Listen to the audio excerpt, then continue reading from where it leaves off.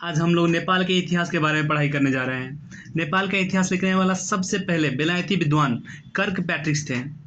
उन्होंने 1811 में an account of kingdom of Nepal बोलकर कृति लिखे हुए थे। और नेपाली इतिहासकार अंबिका प्रसाद उपाध्याय हैं। उन्होंने 1979 में नेपाल का इतिहास और रामनगर का इतिहास लिखे। नेपाल के इतिहास में सबसे पहले गोपाल वंश का राज आता है। गोपाल वंश 5 से 21 वर्ष शासन किए। 8 राजा थे गोपाल वंश में। प्रथम राजा भुक्तमान, उन्हीं को बोलते हैं भूमिगुप्त भी। उनके बाद में जयगुप्त आए, उनके बाद में धर्मगुप्त आए, उनके बाद में हर्षगुप्त आए, उनके बाद में भीमगुप्त आए, उनके बाद में मणिगुप्त आए, उनके बाद में विष्णुगुप्त आए और लास्ट में गोपाल वंश का लास्ट राजा यक्षगुप्त थे। और ये लोग नागनीप जाति से बिलोंग करते थे। इन लोगों का शासन केंद्र माता तीर्थ था और इन लोगों का पेशा गौ पालन करते थे। जब यक्षगुप्त निसंतान हुए तो उन्होंने महिष पालन करने वाले को अपने शासन दे दिए। उनके बाद में नेपाल में महिषपाल का वंश आया और महिषपाल को अहिर वंश भी बोला जाता है। महिषपाल 3 राजा थे महिषपाल में।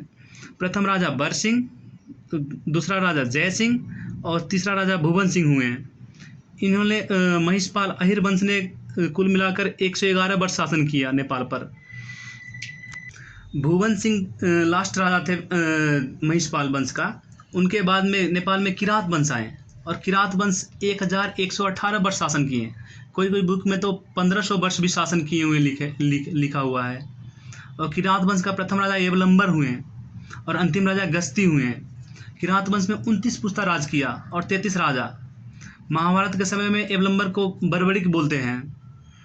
और इन लोगों का किरात वंश का शासन केंद्र गोकर्ण था।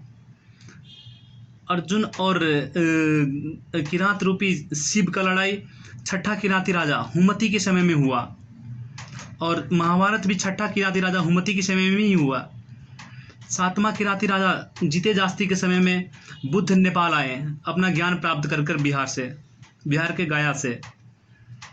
और अशोक सम्राट जो मगध के सम्राट थे वो 14वां किराती राजा उस्तुंग के पाला में नेपाल आए। 28वां किराती राजा पुटुक के पाला में इनका शासन केंद्र शंखमूल कर दिए। और पुटुक के पाला में ही सोम वंश जो अपने आप को चंद्रवंशी राजपूत बोलते हैं, उन्होंने पश्चिम के तरफ से इन लोग पर आक्रमण कर दिए और इन लोग का राज अपने हाथ कर लिए, अपने सत्ता अपना हथिया लिए। और सोमवंशी प्रथम राजा सोमवंशी 5 ठो राजा ने राज किया। प्रथम राजा निमिष थे और अंतिम राजा भास्कर वर्मा थे। भास्कर वर्मा निसंतान हुए और उन्होंने भास्कर वर्मा ने सूर्यवंशी मतलब गौतम गोत्र के सूर्यवंशी राजा भूमि वर्मा को अपना सत्ता दे दिए। और उसके बाद में नेपाल में सूर्यवंशी का शासन आया। प्रथम सूर्यवंशी राजा भूमि वर्मा थे और अंतिम सूर्यवंशी राजा हरिदत्त वर्मा हुए। हरिदत्त वर्मा सूर्यवंशी अंतिम राजा हरिदत्त वर्मा हुए जो कि 11वां पुस्ता थे। ठीक है दोस्तों, अब मिलते हैं नेक्स्ट वीडियो में। अब तक के लिए इतना ही।